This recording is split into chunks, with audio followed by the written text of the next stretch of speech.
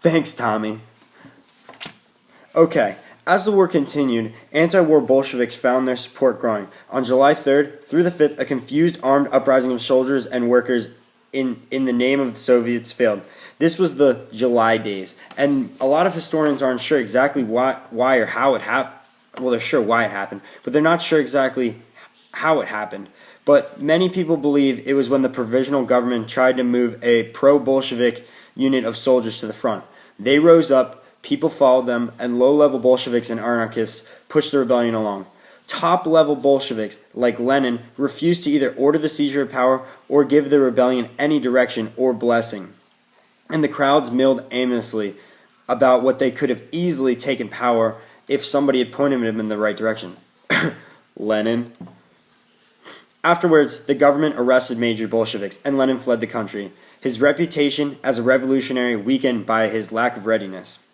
Shortly after, Kerensky became prime minister of Russia, and a new coalition which pulled together both right and left as he forged together a middle path. Kerensky was nationally seen as a socialist, but among people who were close to him, they saw him as liberal and a socialist. He was well in touch with the middle class and the peasants. He was, for as much as you could be in Russia, somewhat of a man of the people. Kerensky attacked the Bolsheviks and called Lenin a German agent. Lenin was still in the pay of German forces, so he was kind of caught red-handed and didn't really have anything to back him up, and was arrested.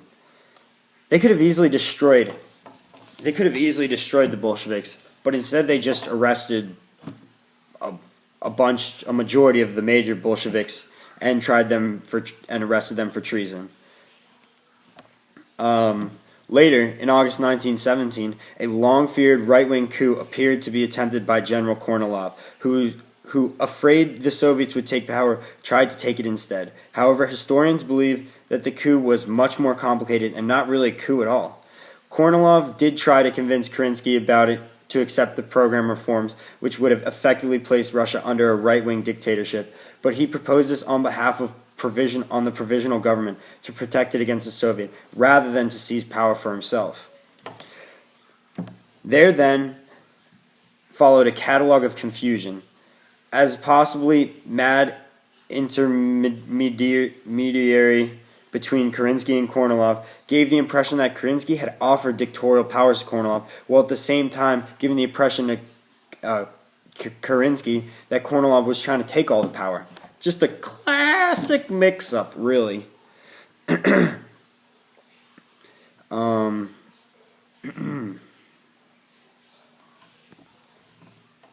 Kerensky then took the opportunity to accuse Kornilov of attempting a coup in order to rally support around him, and the confusion continued. Kornilov continued that Kerensky was a Bolshevik prisoner and ordered troops to free him.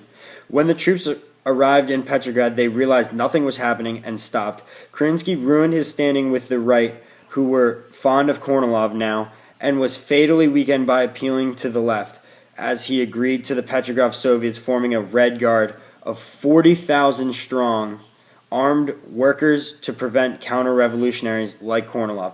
The Soviets needed the Bolsheviks to do this, as they were the only ones who could command a mass of local soldiers like the Bolsheviks. Due to all the corruption, hundreds and thousands of people went on strike and on protest because of the lack of progression in the government. Radicalized once more than attempting right-wing coup, the Bolsheviks had now become a party with more support, even as their leaders argued over the right course of action. Because they were almost the only ones left arguing for pure Soviet power, and because the main socialist parties had been branded failure for their attempts to work with the government, the Bolsheviks' rallying cry of peace, land, and bread was very popular, and Lenin immediately switched tactics and recognized the peasants' land seizures, promising the Bolshevik redistribution of land, which immediately got them on board with Lenin's whole spiel. He switched it up, I guess. While Lenin's followers, also composed of partly landowners who were also against against seizures. It's important to stress that Bolsheviks were not supported purely for their politics, but because they seemed to be the Soviet answer. And that's something that constantly reoccurs throughout Russian and Soviet history is really what do we do with this complicated generation. Now, after all that, the October Revolution happens, and the Bolsheviks, having persuaded the Petrograd Soviets to create the MRC, or the Military Revolutionary Committee, to arm and organize, decided to seize power after Lenin was able to overrule the majority of the party leaders who were against the attempt. But he didn't set a date. He believed yeah, I know, he's stupid. He didn't set a date. I don't know. That's why it's called by a month and not a day, the October Revolution. He believed it had to be before the Constituent Assembly gave Russia an elected government, so he might not be able to challenge, and before all the Russian Congress and Soviets met, so they could dominate it already having power. Many thought power would come to them if they waited. As Bolshevik supporters traveled among soldiers to recruit them, it became apparent to the MRC could call on major military support. As the Bolsheviks delayed attempting their coup for more discussion, events elsewhere outpaced them when Kerensky's government finally reacted, triggered by an article of newspaper leading Bolsheviks argued that the coup and tried to arrest Bolshevik and MRC leaders and send Bolshevik army units to the front line. The troops rebelled. Yeah, what's new?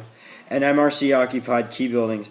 The provisional government had few troops that stayed with them, while the Bolsheviks had Trotsky's Red Guard, second to none, and the Russian army in general.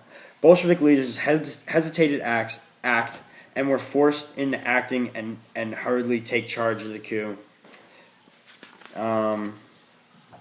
Basically, that was October Revolution was a big mess, and all in all, I know I've been rambling on, and I don't know how interesting this video is, but after the October Revolution led to the Bolshevik Consolidate, where the Bolshevik Congress of Soviets passed several of Lenin's new decrees and created a Council of People's Commissars, a new Bolshevik government. Basically led to, all in all, this video has covered the collapse of the Russian Tsars, of course, Rasputin, and led to the leadership of Lenin. And don't forget about my man Rasputin.